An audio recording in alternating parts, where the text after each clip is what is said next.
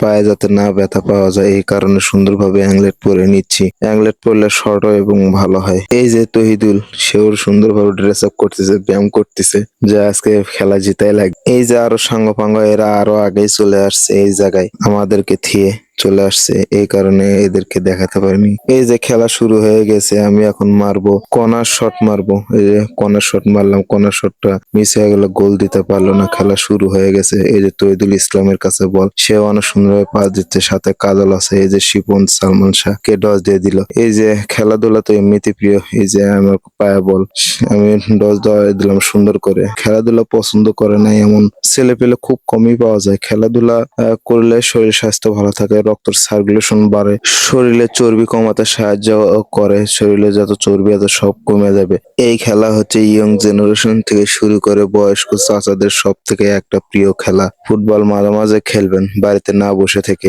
লেখাপড়ার পাশাপাশি ফুটবল খেলবেন। এই যে তহিদুল আমাকে সুন্দর করে একটা পাস দিল, আমি ডস করে নিয়ে গেলাম, সুন্দর করে পাস দিলাম, সালমান শাহ দিয়ে দিল গোল। অনেক সুন্দর একটা গোল হয়ে গেল, কারণ এখন গোল হয়ে গেছে 2-2। দেখি পরবর্তীতে গোল দিতে পারি কিনা। যে ঠাডা পড়া রোদ, এই রোদের ভিতরে খেলতেছি আমরা সবাই। এই যে আমার পেছনে দেখতেছেন 15 নম্বর জার্সি, এটা আমি কাকে অনুসরণ করে এই 15 নম্বর জার্সি নিছি, সে আর কেউ নয়, আমাদের ব্রাজিলের ক্যাসিমিরো। তাকে অনুসরণ করে এই 15 নম্বর জার্সি আমি নিছি।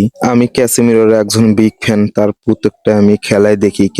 ক্যাসিমিরো অনেক সুন্দর পরিচালনা করে ক্যাপ্টেনের, সেও তাকে অনুসরণ করে আমি আজকে এই 15 নম্বর জার্সি নিছি। খেলা শেষ, এখন আমরা বাড়ির দিকে রওনা দিচ্ছি। গোল হয়েছে 2-2। এই যে সালমান শাহ আর তৈদ বল তুলতেছে পানির ভিতর থেকে, কারণ পানির ভিতরে অনেক জোরে বল গেছে। এই যে আমরা মসজিদের সাথে টিউবওয়েল আছে, এখানে আমরা হাত মুখ ধুয়ে এখান থেকে বাড়ির দিকে রওনা দেব, সুন্দরভাবে পরিষ্কার পরিচ্ছন্ন হয়ে যাব। এই যে আমার তহিদুল ইসলাম কি একটা রকম করছে, এই যে প্যান উপরে দিয়ে গুঞ্জে রাখছে ফাজলামি করার জন্য। আর হ্যাঁ, আমার এই ভিডিওটা যদি ভালো লেগে থাকে, লাইক কমেন্ট শেয়ার এবং কমেন্ট করতে ভুলবেন না। পরবর্তীতে ব্লগ ভিডিওতে আপনাদের সাথে দেখা হবে ইনশাল্লাহ।